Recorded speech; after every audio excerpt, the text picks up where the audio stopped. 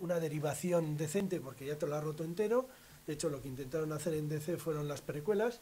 Y bueno, ya las habréis leído, pues es algo que bueno, está bien, son tebeos que si no fuera porque está Watchmen, serían tebeos entretenidos, estarían bien, y eso, pero como está Watchmen, pues no sirven para nada. No, no, Es así. básicamente es que esa es la cuestión. Es decir, es una especie de quiero y no puedo. Es decir, ¿queremos hacer Watchmen? No, no vais a poder hacerlo. Es así, porque lo que es lo que dice Coldo. Es un libro que está completamente cerrado. Y además la estructura está tan cuidada que todo encaja. No hay nada que quede fuera de... No hay ni un solo detalle que esté fuera de sitio. Entonces, de hecho, si os fijáis, si os acordáis de las portadas originales, los que peinamos un poco de canas ya recordamos las grapas, pero en todas las ediciones en tomo aparecen las portadas, la portada y la contraportada. La portada es la negra es la contraportada, la otra es la portada. Número uno, pero la contra no es la del número uno. El reloj, en todas las portadas aparecía un reloj. En una de las esquinas de la portada aparecía un reloj. Esto obviamente, bueno, sí, no, ahí no lo veo, pero aparecía. Ese reloj iba marcando una hora que se iba acercando a la medianoche. En la contraportada el reloj marcaba la misma hora y la contraportada se iba tiñendo de sangre. Y de hecho, la primera viñeta, la portada siempre era la primera viñeta del TVO. Con lo cual, por eso siempre que se edita de esa manera, porque tiene esa lógica. Entonces, ese cuidado de la estructura, eso es algo que también era bastante inédito en el medio, porque los que, como lo habéis leído todos, sabemos de lo que estamos hablando. Lo que os he dicho, en Watchmen todo encaja. Todo circula, todo funciona, y ya digo, se puede analizar ya con mucho más detalle, pero solo hay que leerlo para verlo. O sea, no hay nada que quede al azar, De hecho, hay detalles como que no lleva publicidad.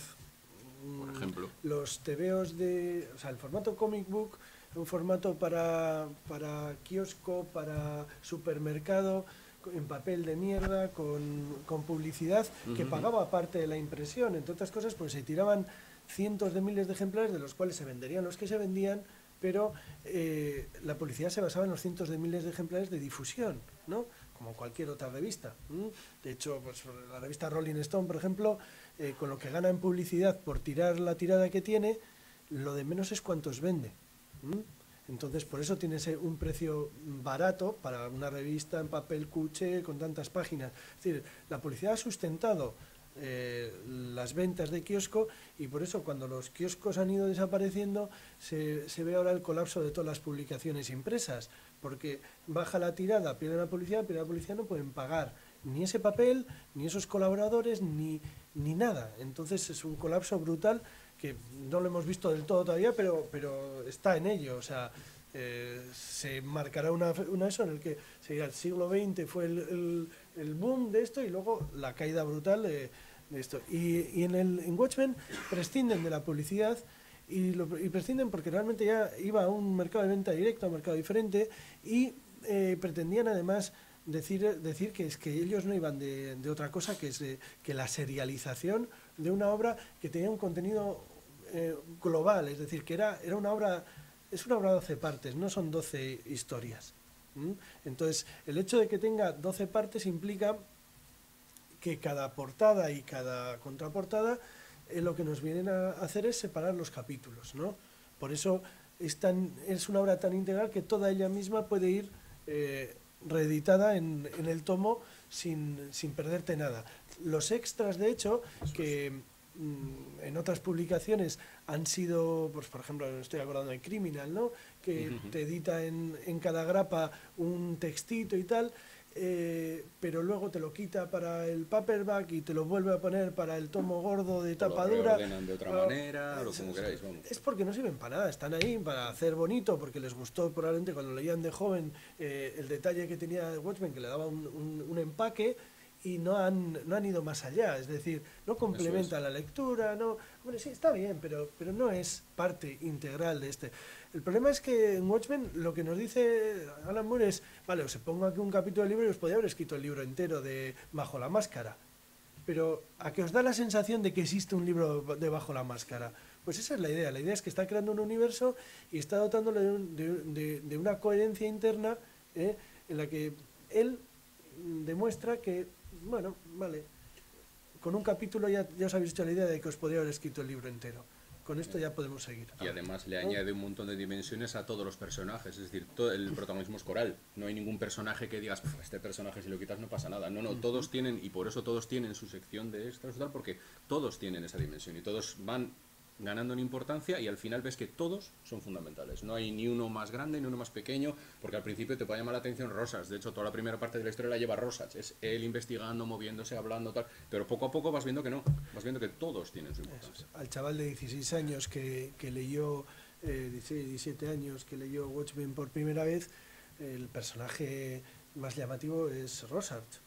De hecho, pues Rorschach es el que casi todos consideraron que era el elemento fácilmente extraíble de Watchmen, y en los Punisher y toda la mierda esta de tíos ultraviolentos y fachorros que poblaron los 90 vienen de lecturas mal digeridas de Watchmen. ¿Pues por qué? Pues porque al final hostia, este tío, ¿qué leches daba y tal? Y se le iba un poco la pinza. No te olvides de la voz en off de primera persona. Eso cuando hablamos de psicópatas diario, es fundamental. Diario de guerra del psicópata de turno. Por eso, es que es eso. Solo le falta decir diario de guerra. De hecho, tiene su propio diario. Escribe su diario. O sea, exactamente.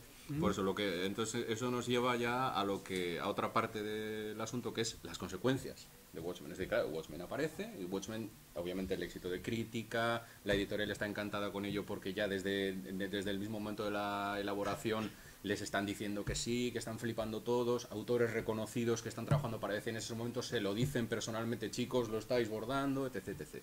Entonces, ¿qué ocurre? El TV obviamente va tomando la dimensión que va tomando, pero en los siguientes años, lo que decía Koldo, hay gente que no lo entiende. Entonces se quedan con la superficie, es decir, se quedan con ese aspecto psicológico, realista, violento, gris, chungo. ¿Y qué ocurre? Pues nos encontramos con Venom, nos encontramos con Bane, nos encontramos con que a Batman le rompe la espalda. Es que igual es lo más terrible es esto, es decir, bueno, Venom y Bane bueno, son personajillos de estos pero son personajes que nacen en al esa final época. al final no tienen por qué perjudicar a los iconos y a los superhéroes para los chavales. ¿Pero qué necesidad hay de joder un personaje que no tiene otra vocación que ser un personaje para todos los públicos, haciéndole más chalado de lo que ya, si te fijas, era, ¿no? Subrayando sus contradicciones, rompiéndole la espalda? Pues eso, es que no es necesario, ¿para qué? ¿Para qué? O sea, muy bien para decir que es un momento cumbre de la historia del personaje. Hasta el siguiente capítulo. Es eso. Es así, es como lo del partido del siglo de esta semana. No tiene ninguna lógica, o sea. De hecho, los grandes eventos del universo Marvel, que era el universo que tenía una continuidad y que por lo tanto todo lo que pasaba en el TVO al mes siguiente iba a tener unas consecuencias, pues la muerte de Gwen Stacy o la muerte de Jean Grey, bueno, pues tienen años entre medio de separación y son muertes que en principio no eran reversibles. Luego, pues bueno, pues la lógica del mercado, pues eso, lo mismo que Alan Moore le iban a respetar mucho con su Watchmen, y la lógica del mercado dijo que no. Pero que al final esas muertes tenían un significado porque eran momentos dramáticos integrados dentro de una historia continuada. La idea de hacer eventos y de que había que matar y resucitar a todos los personajes y hacerles sufrir mucho. Y que todos llevasen pistola. Y es eso, es algo que, bueno, pues sí, vale, podrían parecer más adultos, pero no estoy seguro de que pasaran de los 15 años en madurez, digo. No, además, de hecho, fijaros que pocos años después de Watchmen hay dos TVOs, en particular los TVOs de Batman, que son bastante conocidos y que son perfectos ejemplos de lo bueno y lo malo de la tendencia. No hay más que leer otro hoy en día y se nota que por uno ha pasado el tiempo y acusa esa pose, ese rollo de somos guays, somos psicológicos, tal, esto es adulto, chicos. Y otro que lo lees y sigue teniendo esa dimensión y que es igual de adulto, igual de psicológico, igual de violento, torturan a gente, le pegan tiros y hoy en día aguanta muy bien y sobre todo no destroza a los personajes que está tratando, sino que les añade una dimensión muy importante. Obviamente, el que ha perdido, el que acusa el paso del tiempo, en mi opinión al menos, es Arkham Asylum, que se nota, es decir, que hoy en día lo lees y dices, uff, qué miedo daba esto y tal, en plan de, ay, fíjate cómo sufre, tal. Y que es un TVO que según lo vas leyendo va de más a menos y se le ve el artificio y tal, y el otro obviamente es La broma asesina. La broma asesina es un TVO en el que se tortura a la gente, dejan a una pobre chica inválida, todo tipo de salvajadas por todo. Y Bueno, yo en este caso voy a disentir un poco, bueno, así, porque no parezca que, no, que tenemos ahí... adelante, adelante. La broma asesina tampoco me parece que sea el camino. Y de hecho, en su momento me entusiasmó, como estructura, Como estructura se parece estructura mucho a Watchmen, de narrativa, hecho. efectivamente, qué peros le vas a poner, y encima está dibujado por Brian Boland, qué bonito, pero, pero por ejemplo, el hecho de que se use a Batman y el hecho de que se psicopatice a Batman, porque al final es, vale, muy bien, y ahora quién cojones quién lee un TV Batman si es otro chalao como el Joker, ¿no? A mí me parecía me parece innecesario, no me parecía en su momento. O sea, quiero destacar que realmente me parece innecesario visto con perspectiva, es decir, Watchmen muy bien, La broma asesina no. Y La broma asesina no, porque no era necesario. Si Batman puede seguir ahí. Si quieres contar una historia de un vigilante y su némesis y cómo los dos son la misma mierda en el fondo, pues lo puedes contar. Pero no hace falta que sean esos. No hace falta que sean esos porque es innecesario. Es decir, ¿cuenta historias para adultos? Sí, pero no hace falta que seas que lo hagas a costa de un personaje. Yo creo que de hecho Batman sufrió mucho esa necesidad de hacerle chiflado. Entonces había temas de Batman que decías tú, Dios, personaje más, si es que era un personaje, o sea, de hecho desaparecía el Bruce Wayne, ¿para qué? Es que era un personaje que se hacía desagradable. No, hombre, en eso influye también, obviamente, ese otro TVO que todos estáis pensando, que también se publica en 1986, que también es de DC y que también tiene una rejilla fija de viñetas por página. Eso Que es. obviamente hay gente que tampoco acaba de Tampoco lo entender entendió. ese TVO y se ceban en ese Batman eso en el que no existe Bruce Wayne, en que no existe el sentido del humor, en que no existe la aventura y en que solo existe un tío psicópata que se pone un disfraz y sale por la noche a cascar a la gente, básicamente. Es que quizá una de las cosas que la gente yo creo que no terminó de entender es que tanto en el Dark Knight como en Watchmen lo que se cuenta está bien, lo que se cuenta es importante y además se da con una forma de afrontar un tipo de historias adultas que hasta ahora que hasta ese momento no habían llegado al mercado mainstream americano, ¿no? Pero lo más importante no es eso, es la forma, es decir, de Watchmen o de Dark Knight, la narrativa, cómo encuadran, cómo narran, cómo van haciendo avanzar la historia, ahí está la maestría, es decir, por eso tantos imitadores naufragaron en el intento, pues porque no tenían ni al dibujante necesario, ni probablemente ellos el talento para plantear un guión con los ritmos y con la profundidad de estos dos guiones, ¿no? Se quedaron en vamos a violar a no sé quién o vamos a hacer que este pierda el no sé muy bien al evento, ¿no? Se iban a vender una línea, cuando vender una línea no es hacer un TVO, ¿no? Eso es. Y de hecho, pues lo que hablábamos de la narrativa gráfica, aquí tenemos dos ejemplos. Obviamente son páginas de Watchmen. Obviamente la primera es la celebérrima primera página del Smiley con el plano que se va alejando hasta llegar al... Entonces, solo esa página ya es un resumen de que esto es otra cosa. Es decir, esto es un cuidado formal. De hecho, seguro que habéis visto alguna vez en internet el guión de esta página. El guión de esta página son varios folios. Varios folios para casi, no para cada viñeta, pero casi. Descrito hasta el último detalle, y sin embargo, y eso lo dice el propio Dave Gibbons, no es un guión que le restrinja. Es un guión que le dice, mira, esto es lo que tienes que hacer. Pero a partir de ahí, aparte de que está súper documentado, que ellos tuvieron un intercambio de ideas y tal, y de hecho lo del smiley, el añadir un smiley al diseño del comediante es una idea de Gibbons. Entonces, la cosa es esa, es decir, es curioso que Moore tiene bien ganada fama de ser un guionista que no deja nada al azar, porque no deja nada al azar, pero a la vez, si el dibujante es lo bastante bueno, lo bastante avezado en su trabajo para proponerle ideas, él las incorpora.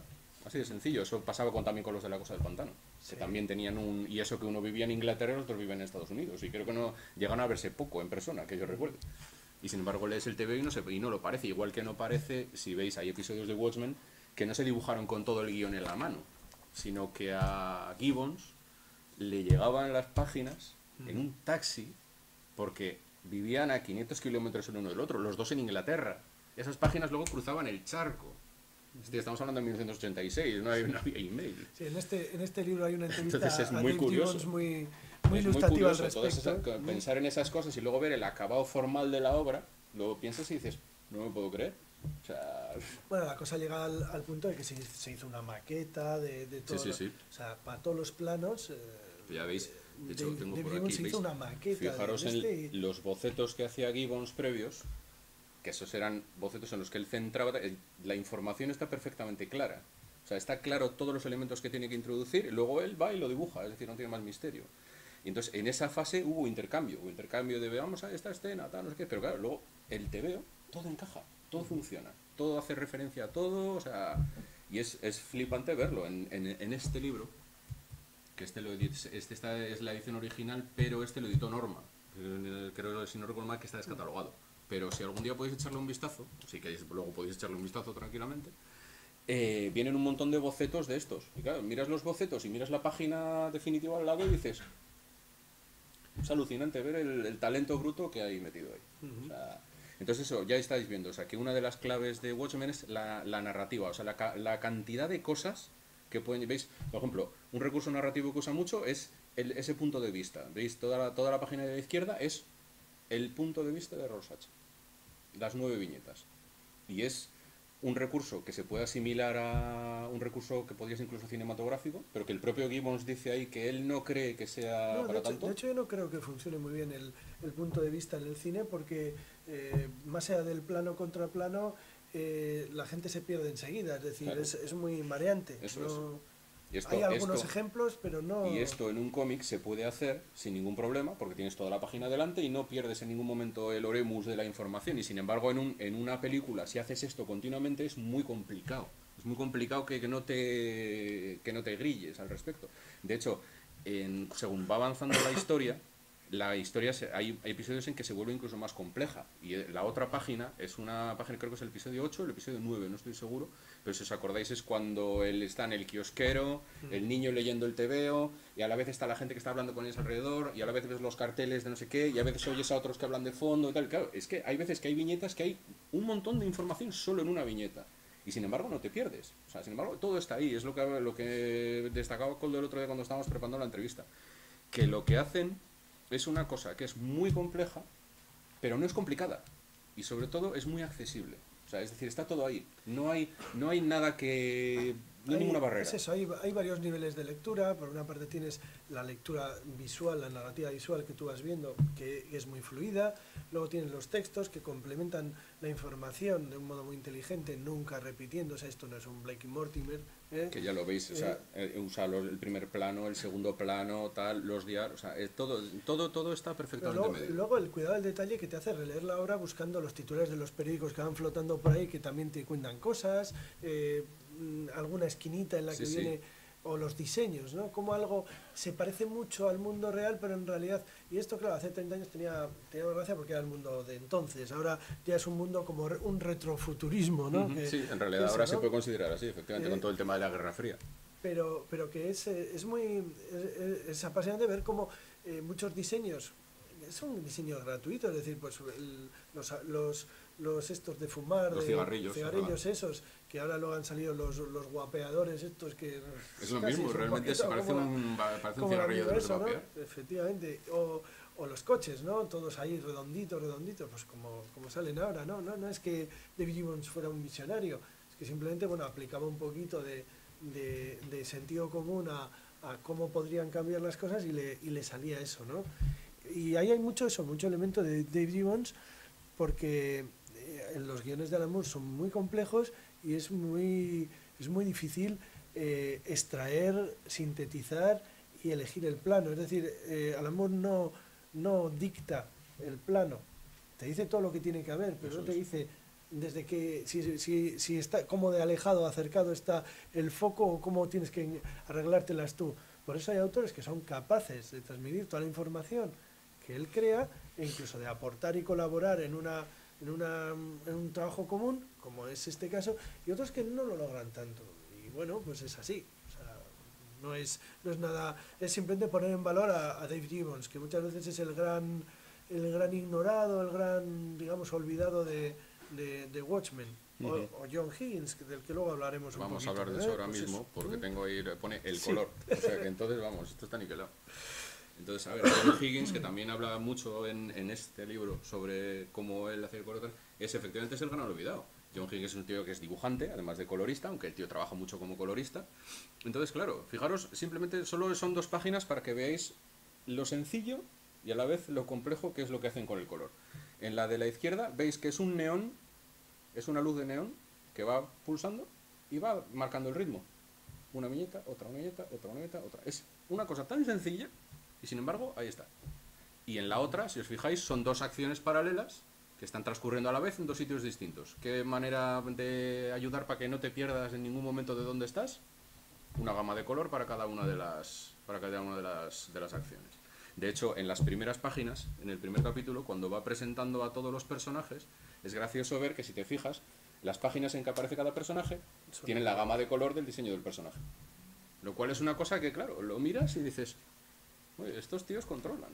El color en Watchmen es un elemento narrativo muy importante, y es un elemento narrativo muy importante que va un poquito contra la moda. Yo me acuerdo cuando, desde mis bonitos 16 años, 17, cuando leí el Watchmen decía, qué tebeazo, joder, la mierda de color, lo único que es así, como colores así, todos, con los colores tan bonitos que hay digitales ahora, todos llenos de brillitos y todo eso, ¿Qué tiempos ¿por qué lo habrán hecho de esos? Bueno, en fin. ¿Qué tiempos aquellos? Estaremos todos de acuerdo en que narrar implica iluminar y que los colores transmiten emociones, que ahí estaba ahí. De hecho, a veces a los dibujos de Dave Gibbons, que son todos personajes bastante feos, porque guapos no sabe dibujarlos.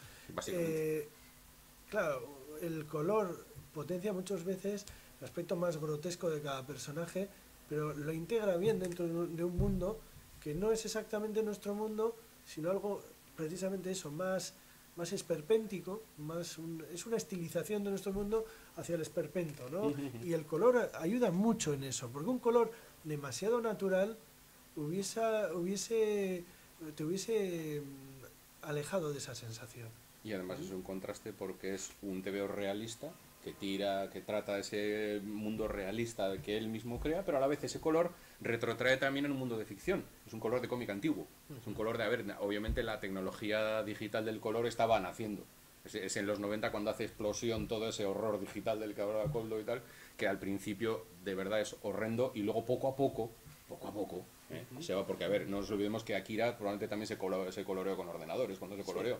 Pero no es lo mismo que coloree Steve Olive que coloree otro. Sí, pero incluso con Steve Olive, que también hacía unos colores así a mano. Que montó luego una empresa también de coloreo digital. Que hizo primero el color a mano, esos coloreados así de... Que ahora hoy en día los parecen... vistos así a potombo o lapicito. Sí, parecen pruebas de color. Sí. Y Steve Olive, con lo bueno que era, también hizo cosas pues, que en este momento no creo que le hubiesen valido a Watchmen. Yo creo que Higgins era parte integral del equipo y supo entender que necesitaba una luz diferente. Y de hecho cuando se retoca el color, porque sabéis que las ediciones que hay ahora ya no tienen el color original, tienen un color retocado, mejorado, llamadlo como queráis, no es como si lo hubiese hecho George Lucas, es decir, o sea, no cambian todo, ni añaden cosas extrañas, ni cosas que no caben, que no encajan, que se ven que nada, sino que el color se queda simplemente mucho más matizado, mucho más equilibrado, y es el propio Higgins quien lo hace también. Exactamente. Entonces no dejan a ningún desgarramantas hacerlo. Y una razón más que demuestra que la broma asesina no está en esta liga es que fue el listo de Brian Boland y recoloreó y le quitó la gracia al TV. No, eso es cierto, en eso Koldo tiene toda la razón. O sea, en lo del color es cierto. La broma asesina, el color original era el que encajaba. Era el que encajaba y era John Higgins también, evidentemente. Entonces es así. Bueno, pues justicia. No, es así. O sea, de hecho, estamos hablando mucho de Higgins y de Gibbons, pero claro, una de las consecuencias fundamentales de la explosión de Watchmen y del hecho de que Watchmen aterrice en el mundo es que de repente las estrellas son los guionistas. Es decir, o sea, con la invasión británica... Bueno, más bien empezaban a serlo.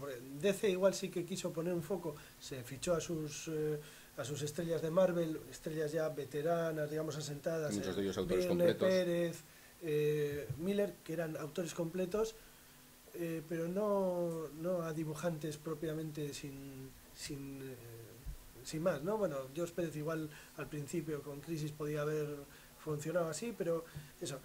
Y mientras tanto Marvel lo que hace frente a DC, que va a pescar guionistas y dibujantes, pero guionistas, Marvel ya cree que tiene todos los guionistas que necesita y lo que hace es elevar al estrellato a sus nuevos valores, ¿no? Y en muy poco tiempo lo que les hace es ponerles en el rango de superestrellas, en vez del Viernes, pues que tardaría 10, 15 años en llegar a su cota máxima de popularidad. Sí.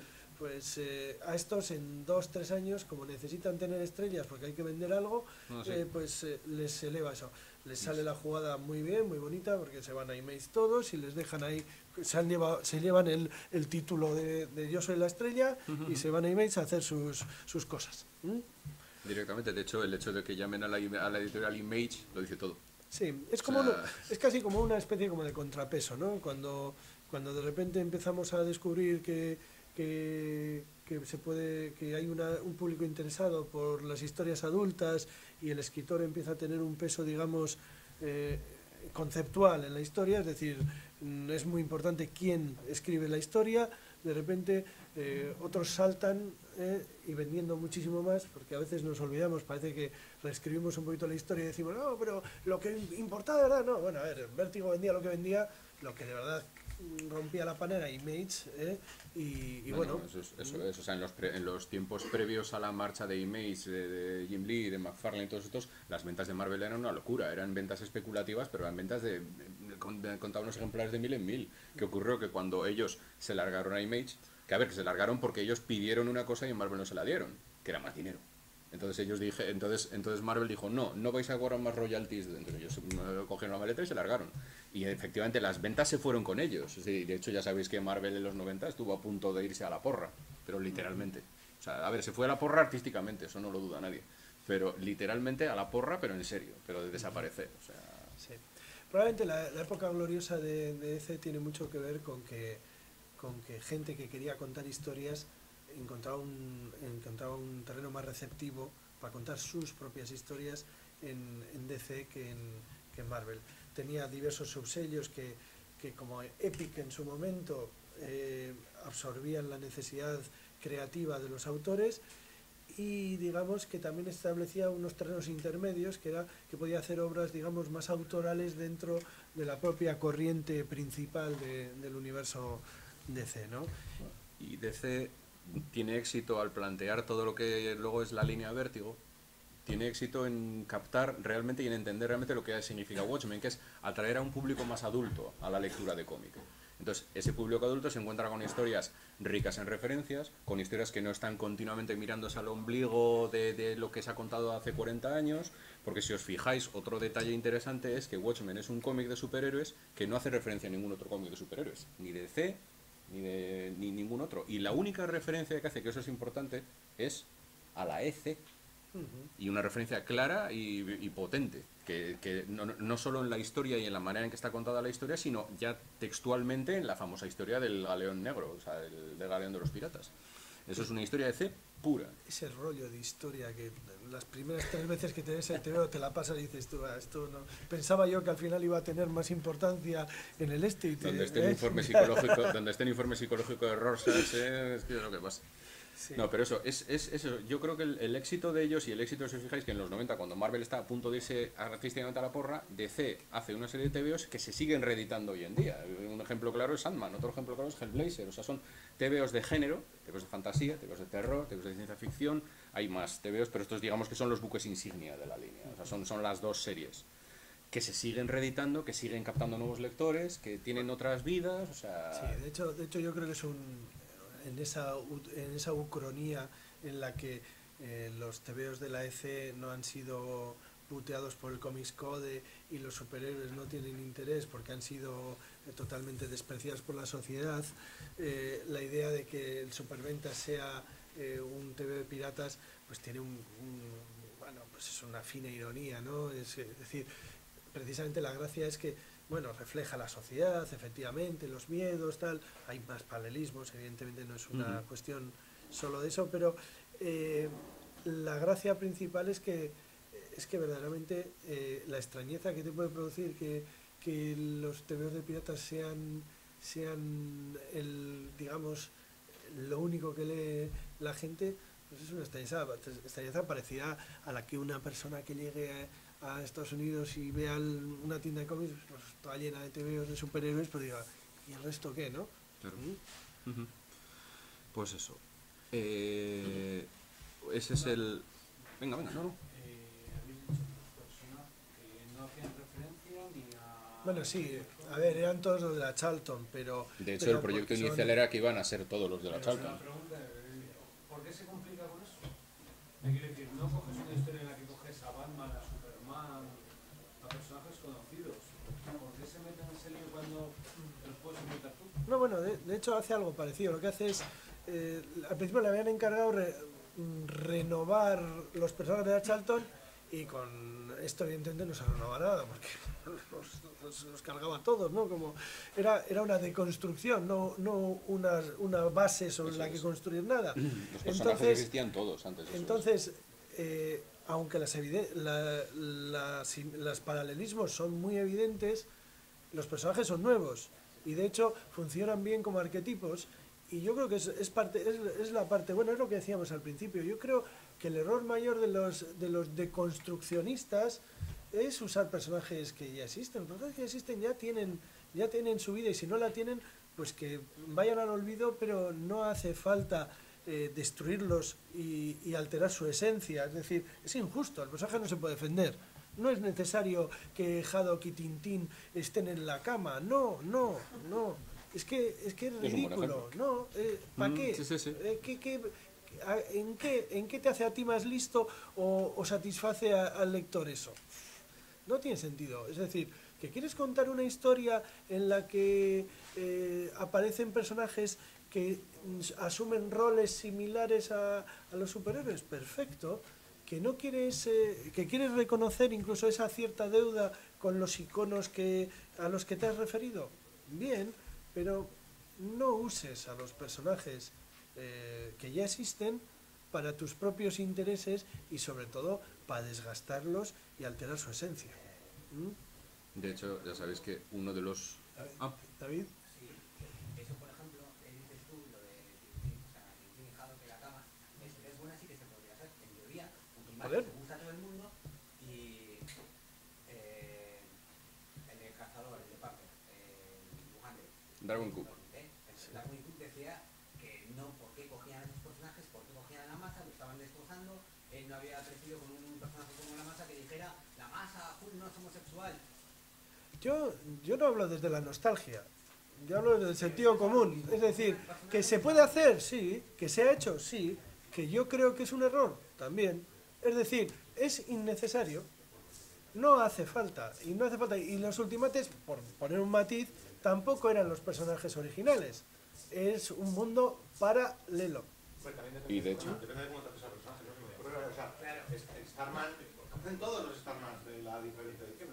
Claro. Sí. Ahora, importante, porque yo creo que ahí, contigo les trata bastante bien. O sea, lo que hace es rellenar lagunas, es una cosa que tiene. Pero es que el problema... Además, inteligente y bien hecho. O sea, el problema aquí está en cómo haces las cosas, ¿no? Sí, Yo estoy como David, o sea, no sé, depende de cómo lo cuentes. Claro, Claro. por supuesto. A ver, las obras son salvables si las hacen según qué autores, seguro, pero como concepto en a qué te tienes que dedicar, si a reelaborar personajes, a alterar personajes cuya función no era esa, cuyo rol no era ese, o a hacer otras historias con personajes que simplemente son muy parecidos pero no son el mismo, pues a mí me parece mucho más interesante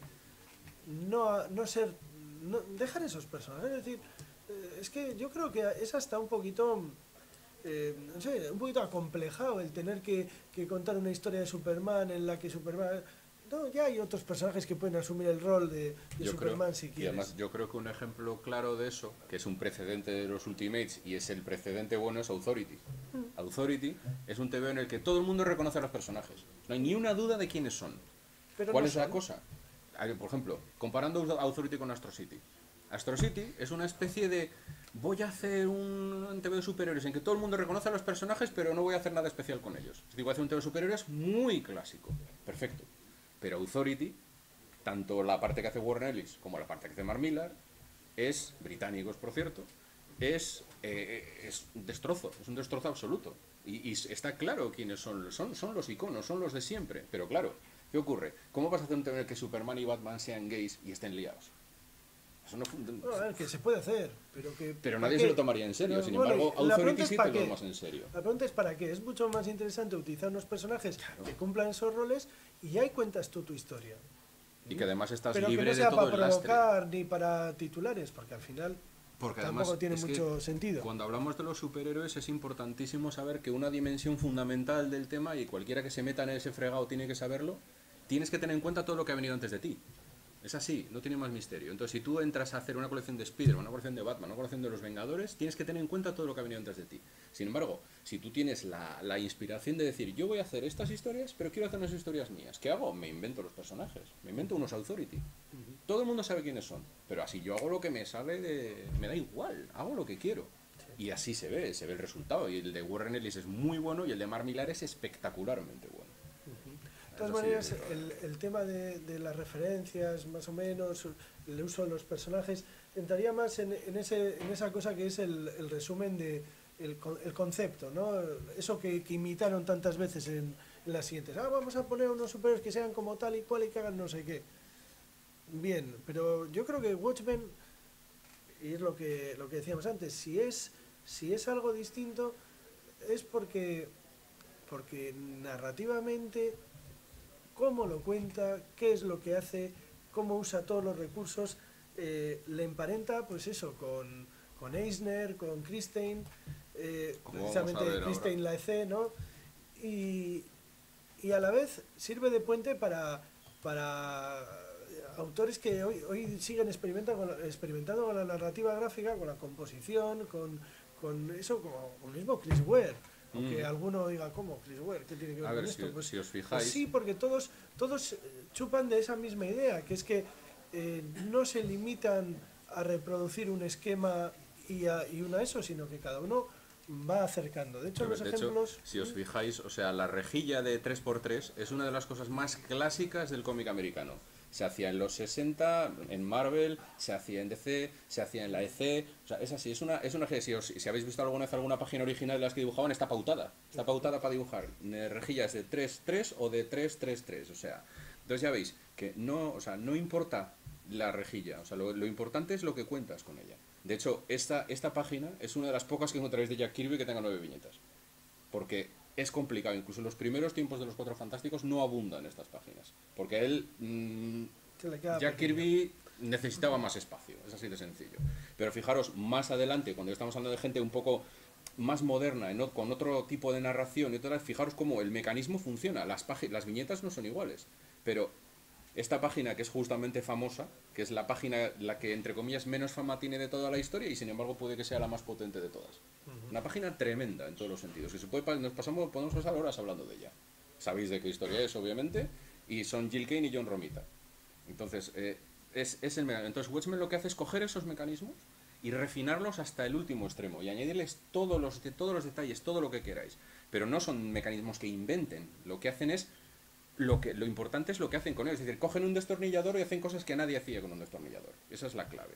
Porque ya veis que otra gente como Ditko también lo hacía. Y de hecho yo el otro día viendo en concreto esa página, la de la famosa secuencia de viñetas de Spider-Man intentando levantarse de la chatarra que le ha tirado Octopus encima, yo la veía y flipaba con una cosa que nunca me había dado cuenta, pero que es tan sencilla como, ahora lo vais a ver en cuanto consiga poner otra vez la clave del trasto este de los... que es muy sencillo y a la vez hay que ser muy bueno para hacerlo. Fijaros en la página de la derecha. el no solo se va acercando el plano hasta que llega un momento. Las dos viñetas del centro son simétricas. Una tiene desde un lado, desde el otro. Y, si os fijáis, según él va levantando la chatarra, las viñetas son más grandes. No es ninguna tontería. Es mirarlo, esas páginas en concreto han sido muy imitadas también, muy homenajeadas y tal, porque es una secuencia que dices, ¿por qué dura esta secuencia 3 páginas? Por eso. Porque Ditko la refina hasta la máxima. La otra también es de traca. O sea, la otra es también para ir viñeta por viñeta mirándolo. O sea, y es una página que tampoco te pone ningún tipo de barrera. O sea, La idea es que hay TVOs que se podrían dibujar de diferentes maneras y no variarían. Los buenos no. y de hecho, si hablamos de mecanismos de cómic, ya Yo veis a creo que quién esa es tenemos la aquí. clave ahí. ¿Mm? Si hablamos decirme cómo se hace esto en una película. O sea, esa es la clave. O sea, Watchmen otra cosa que hace es consigue narrar su historia de una manera que no se puede narrar en otro medio. Y de hecho la adaptación cinematográfica lo demuestra. No se puede hacer igual, no puede ser igual. Y Will Eisner es el ejemplo perfecto para que veáis. Estos son simplemente dos ejemplos que podéis buscar prácticamente en cualquier tomo de Spirit, ojearlo y lo vais a ver. Es O sea, más, incluso si hubiera dirigido un tío así hábil, yo creo que lo hubiera conseguido. no, habría hecho falta un Terry Gilliam como mínimo. Como mínimo. pero Creo bueno, yo, pero y bueno. hubiera hecho otra cosa. ¿no? ¿Cómo adaptar Romeo y Julieta al ballet? Puede Que ser. seguramente puede se ser. puede hacer. Yo de todas maneras creo que la clave no era tanto hacer una película, sino hacer lo mismo. Es decir, o sea, buscar los mecanismos narrativos del medio y jugar con ellos. Y hacer algo. Porque Watchmen es eso. O sea, y entonces os fijáis, veis, en la página de Hollywood es una página de un cómic de la EC. 9 viñetas. Sin más. Pero no es tanto el uso del número de viñetas. Yo no Es- insistiría en que es como incluso en una estructura fija o poco atractiva, poco espectacular, se consiguen hacer mecanismos de narración muy depurados que es que dilatan el tiempo, No, lo y acortan, Lo importante es eso. influyen en el ritmo de lectura y en la densidad de lo que están contando.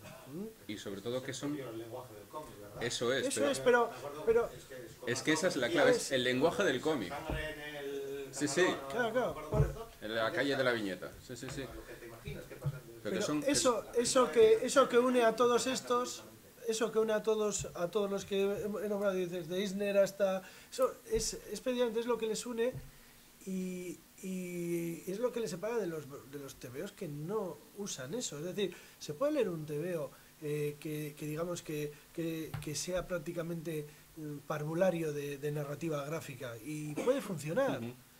Pero claro, cuando la gente tiene la cabeza y el músculo para hacer una narración de un nivel elevado, empieza a emparentarse con los grandes de la historia del cómic. Y ahí es donde se ve que el medio, pero yo creo que de hecho pasa lo mismo en el cine. Es decir, tú ves a los grandes del cine y resultan legibles, modernos, y ves muchas cosas que cambiarán formalmente, pero porque los medios son distintos, pero que realmente emparentan a los grandes realizadores a lo largo de la historia. Y en el cómic pasa lo mismo, yo creo. De hecho, fijaros que todas estas páginas que estamos viendo son de TVOs que en su momento no eran novelas gráficas, no eran ediciones de coleccionista, eran TVOs que se vendían en los kioscos, de mil en mil, que la gente los leía, los tiraba, los prestaba, y sin embargo, las páginas, aquí veis, este es Bernie Kristine, o sea, veis el refinamiento narrativo que tienen las páginas y que sin embargo que tampoco te pone ninguna barrera. Y además el tío hace una cosa muy curiosa con la rejilla, que es que la rejilla está subdividida encima. Y no da una sensación ni de confusión, ni de agobio, sino que simplemente está perfectamente claro lo que está contando. Incluso aunque no le ponga textos. Entonces es eso. Pero a ver, eso hay muchas maneras de hacerlo, es lo que decía Koldo. Obviamente Chris Ware también es un buen ejemplo de eso, de cómo se hace una cosa que no se puede hacer de otra manera que no sea esta. El rollo modular este que le gusta, lo de variar los tamaños de las visiones. Cuando ponía como ejemplo a Chris Ware, que lo estuvimos hablando, y eso, a ver, igual no es muy evidente, pero tan limitante es una rejilla de 3x3 como círculos. Y en realidad el problema principal es que no es limitante si tú eres limitado.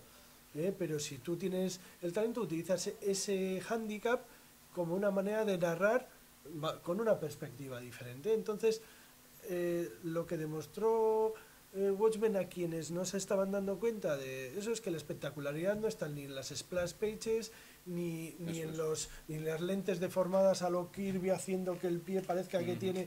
No, es simplemente envolver a la narrativa. Sí, Narrar bien eso es. lo que nos recordó Watchmen, que era el eje de todas las grandes historias.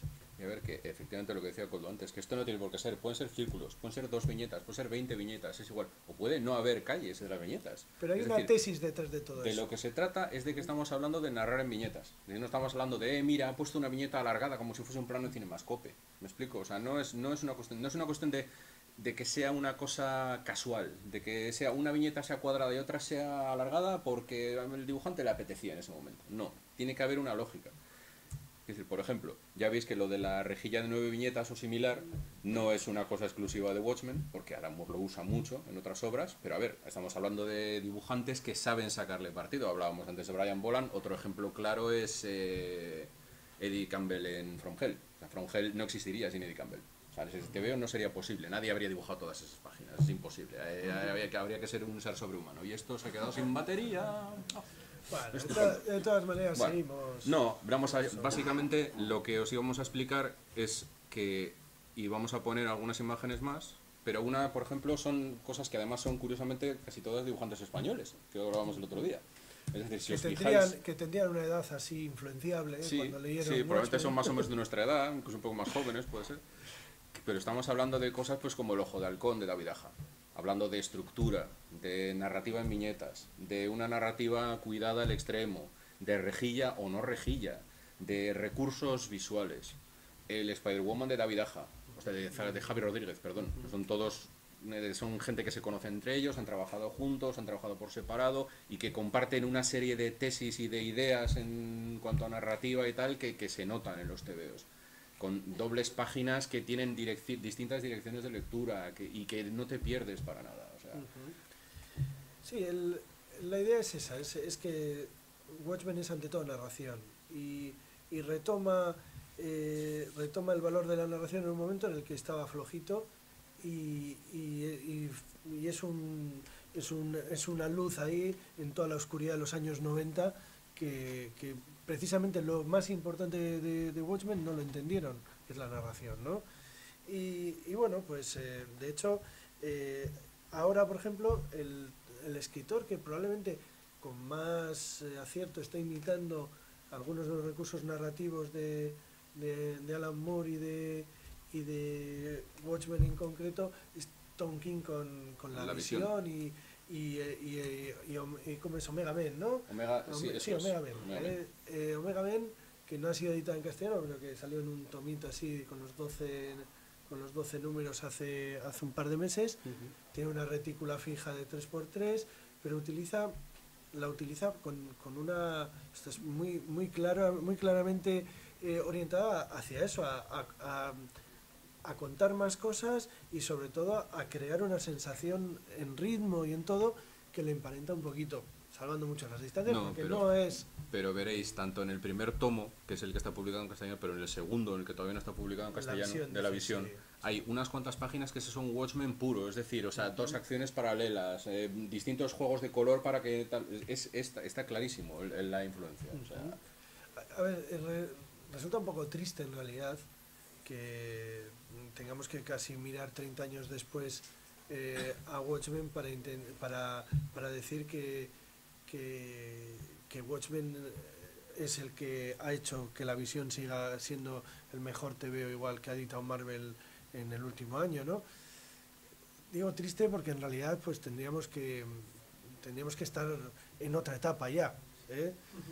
Pero pues bueno, el talento es muy importante. La etapa que tenía que estar ya es que los autores que debían estar haciendo los mejores TVOs de Marvel deberían estar haciendo TVOs de Image. Creo que están haciendo. Bueno, La mayoría de ellos.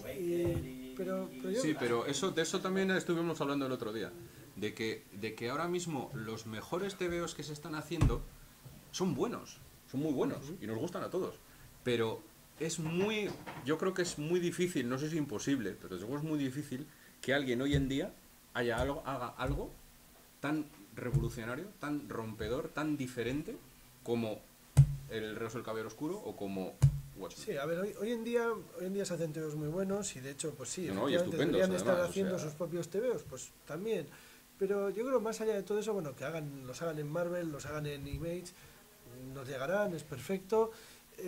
Yo creo que lo que sí que es verdad es que da la sensación de que ahora estamos en un momento en el que otra vez vuelve a haber una cierta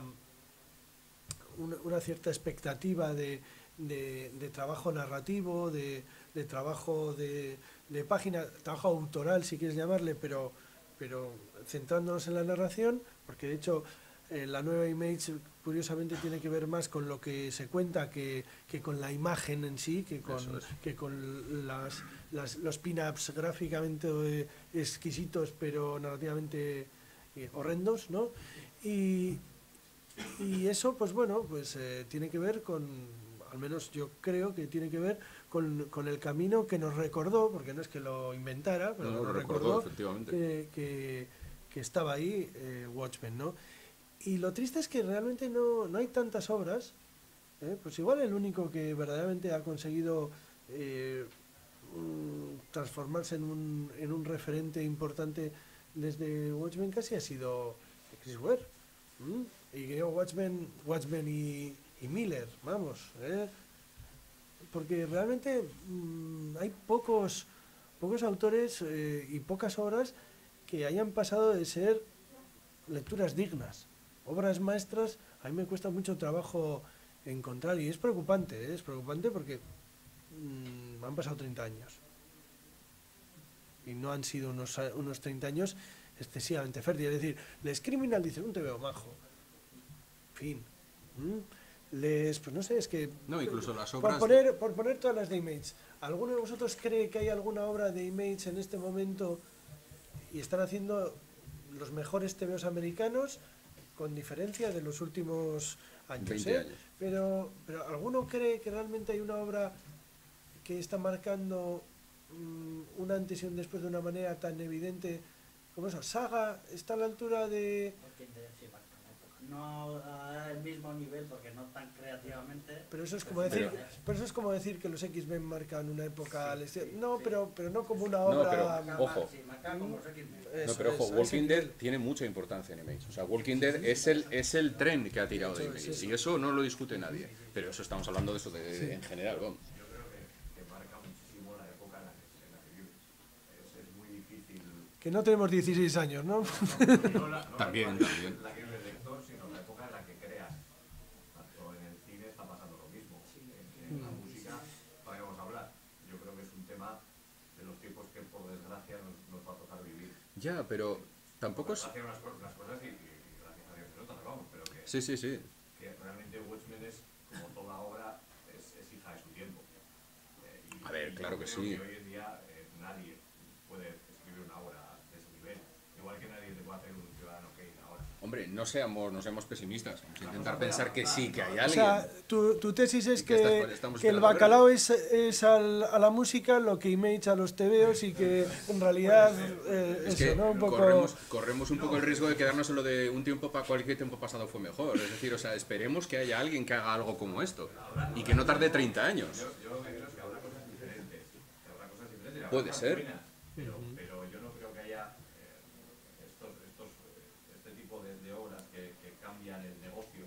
Yo creo que eso es muy complicado ya a estas alturas. Creo yo, Tú lees Fade Out peor. y es una peli confidencial. Espera que Fernando quiere decir algo. No, es que a ver, en el momento en que salió Watchmen, la única manera que había de hacer algo rompedor era igual ahí dentro de la industria. Y estamos olvidando que una obra, igual a mí me parece tan buena como Watchmen, puede ser Mouse, tal vez. Y está en otro terreno. Entonces, Sí. ampliando el... Gary Ware también está en otro terreno. Es lo que me quiere. Ahora el problema es que autores con inquietudes rompedoras igual, o con tan rompedoras igual no están dentro del mercado de los superhéroes. Y luego también que claro, que dices, ¿la mejor obra de los últimos 50 años es la mejor obra de los últimos 50 años? Sí. Pero la cuarta mejor obra de la época de Watchmen es peor que la cuarta mejor obra de la época de ahora. No, ahora, Sí. no, bueno, A lo no, mejor lo vemos pero discutible, sí, lo pero vemos discutible. yo creo que en general ahora se hacen No, mejores. es decir que que no es como cuando las mejores películas eran las de los 40. Es que creo que estamos entrando un poco en esa... No, y no hay que entrar en esa... Yo creo que las películas que han sobrevivido de los 40 son las mejores películas. Por eso digo, yo prefiero pensar que es que estamos esperando a que alguien haga algo como esto, no a que... No, es que eso no estamos en eso ya está hecho. O sea, ahora se están haciendo cosas muy distintas. Ahora, la apertura que tenemos ahora, las cosas de vanguardia que están haciendo, las cosas comerciales que están haciendo, las cosas comerciales de ahora son mejores que las cosas comerciales de entonces, para mí. Las cosas de vanguardia de ahora son mejores que las cosas de vanguardia de ahí. Entonces, que puntualmente Watchmen pueda ser, no lo discuto. Sí. Pero yo creo que tampoco es ¿cuándo sale el Watchmen nuevo? ¿Cuándo No, sale el próximo no, Watchmen? bueno, de hecho- ya ha salido. Ahora vamos a ver qué es lo que se está haciendo. Yo creo que Ware era imposible que tuviéramos algo como Ware y por poner un ejemplo como Sí, hemos citado antes de influencia, bueno, Ware es una influencia igual que Watchmen en Ojo de Halcón, no podría decir que una es más que otra, es decir, que lo que les une es la voluntad de narrar y la voluntad de experimentar formalmente dentro de lo que el medio da, que es muchísimo, ¿no? Frente a otros que siguen canales más, carriles más cómodos, más simples, que no quieren dedicar tanta energía a lo que es la forma, es decir, el cómo lo cuentas, sino simplemente a contarlo, ¿no? Que igual es lo que yo he echado en falta en general, es decir, a todos nos maravilló, pero hay poca gente que esté dispuesta igual a dedicar toda la energía que requiere pensar tanto en la estructura como en lo que uno quiere contar, que es lo que yo al final venía a decir que echaba de menos, ¿no? Gente, pues eso, que sí, que igual Chris Ware puede ser uno, pero que hay pocos autores que se lancen a experimentar en la forma tanto como en el contenido, es decir, a la vez, que es No, una y cosa que aún no. hoy en día dentro de la industria yo creo que es mucho más difícil, es mucho más complicado. También porque ha cambiado, también porque es distinto, pero ahora hay otros condicionantes, hay otras... Es todo completamente diferente de lo que eran los 80. Pero a ver, esta obra nace porque una industria apuesta por ella. Es decir, si esto no lo hubiese publicado DC, esto no existiría. O por lo menos no existiría en esta forma. Ahora mismo la industria también es muy diferente. Es decir, Por eso. Marvel es parte de Disney. Y los TVOs, ¿qué importan realmente los TVOs en Marvel cuando nos van a estrenar ahora Doctor Extraño, luego te estrena... Por eso digo que también hay que tener en cuenta eso. Pero a la vez también están abriendo puertas a otro tipo de proyectos que a lo mejor hace 5 o 10 años no los habrían abierto. Y no digo Ojo de Halcón, pero sí digo cosas como Miss Marvel, por ejemplo. Miss Marvel, una historia de una chavala, adolescente, inmigrante, con una guionista musulmana, y que sin embargo lo peta completamente, es un superventas, y además un TV excelente. Bueno, ahora tienes eso porque importa menos. O porque se decide apostar por ello. O porque realmente una vez que la evidencia de que el lector, el niño, ya no es el público target, el objetivo de los TVOs de superhéroes, porque realmente, pues exceptuando a mi hijo, yo no sé si hay alguno que lee TVOs de superhéroes No, no, que leen poquitos, vaya, entonces... Los hay, pero... Sí, somos más los de esta generación, los de esta edad. Entonces el asunto es que como el género en sí ya no es lo que inicialmente tenía que ser, el explotar otros terrenos y otras formas de eso, ahora es un terreno, yo creo que sembrado precisamente para llegar a diferente gente y por lo tanto hacer cosas distintas. En ese sentido, Watchmen abrió el camino a dirigirse a un público adulto. Todos los demás intentaron dirigirse con mucho menos acierto, pero abrió la idea de que se podía hacer un TVO comercial y de género, de superheroico para adultos. Ahora se puede hacer para chicas, se puede hacer para... Bueno... Eso es, a ver, no nos olvidemos que tanto Marvel primero y ahora DC también están haciendo toda una serie de TVOs cuyo público fundamental son las chicas. Es curioso porque están haciendo TVOs excelentes que los podemos leer todos, chicos y chicas. Pero ellos, su target, lo que llaman ellos el target específico de público son las chicas. ¿Por qué? Porque les pasó como a las marcas de cosmética. Se dieron cuenta que había toda una sección de la población a la que no le vendían nada. Entonces, las marcas de cosmética se inventaron los metrosexuales. Y Marvel dijo, no, vamos a ver, esto no puede ser. ¿Qué ocurre? Que yo creo que la operación es estupenda porque están vendiendo los TVOs muy bien, además están haciendo TVOs excelentes, con lo cual, pues, bien, estupendo. Pero es así, ¿no? A ver, esto se trata de vender TVOs, no nos vamos a... Es una industria, al fin y al cabo. Sobre todo una industria cuando hablamos de Marvel o DC, cuando hablamos de empresas tan grandes y que hoy en día encima son parte de otros conglomerados más grandes con muchísimos intereses y que mueven mucho más dinero de lo que podemos imaginar. O sea... Yo creo que ya tenemos que terminar. Sí, yo creo que gente, ya va siendo hora de que viene aquí solo a trabajar y ya tienen que irse con sus familias. Por ejemplo, yo. No, tú hoy estás de... pero eso, que yo creo que Watchmen es único porque ni en forma ni en fondo los que intentaron imitarle consiguieron reproducir su magia. Los que intentaron ir a la deconstrucción del superhéroe hicieron una escabechina terrible de la que aún todavía sufrimos las consecuencias con psicópatas por todos los lados, y los que intentaron imitar su estructura pues demostraron que ni poniendo a Darwin Cook, ni poniendo a Amanda Conner, ni poniendo a auténticos quien quieran, genios gente muy solvente la por gente otra que hizo parte, los TVOs de antes pues de Watchmen son todos profesionales excelentes. pues eso, y les pones una retícula fija y le dicen y hace algo de esto y por muy buenos que sean, pues no, suena un pastiche, suena a cuando yo copiaba a Conan para intentar hacer TVOs de Conan, pues no es lo mismo. No, y sobre todo, y que yo creo que con esto ya podemos dar por cerrar la charla, pero que yo creo que es importante también darse cuenta de que cuando surge esto no hay nada como esto. O sea, es algo que aparece, ¡plac! Y que no, o sea, miras alrededor y no hay nada parecido, nada. Es decir, son ellos, son como dos montañeros, bueno, tres montañeros, que llegan a la cima de una montaña y ¡plac! Ponen así la bandera y dicen, venga, a ver hasta dónde llegáis vosotros. Esa es la clave. Entonces, hasta ahora se ha llegado hasta aquí. Y yo tengo que decir que tuve la suerte de comprarme mes a mes los TVOs de 5 ahí y la experiencia fue maravillosa. Una experiencia única. Estar un año comprándote esto. Ahora la gente dirá, pero te lo lees ahí en un tono. Sí, pero eso de no saber nada de lo que iba a pasar, de no tener claro... No, pero era parte del asunto. Saber que existe Watchmen y estar como 10, 15 años, pues igual no, pero no sé, cuando lo créditos buscando las grapas por las 10 esquinas. años. 10 años, Sí. yo solo había leído los tomos de Glenat, porque era lo único que conseguí. Es verdad, la edición de Glenat. Sí, ahí es verdad. cortado ahí. Es verdad que se quedaron. Entonces, pues sí que fue horror. Joder, qué mayores somos, macho. Sí, ahí ya nos hemos delatado. En fin, pues lo dicho. Pues nada, pues muchas gracias Muchísimas a todos por venir. venir. Y nada, pues esperemos, pronto anunciaremos la próxima charla, o sea, Sí, ya veremos porque... si estamos los dos, uno, o traemos más gente, veremos a ver, pero que sepáis que va a haber otra charla. Esta vez no vamos a hablar de Watchmen, ¿vale? O sea, creo que por ahora ya hemos agotado el tema. Aunque el tema, como podéis ver, yo creo que se puede decir que es inagotable. O sea... Pero bueno, como habéis llenado muchas sillas, habrá más. Por lo dicho, muchas gracias a todos. Un placer.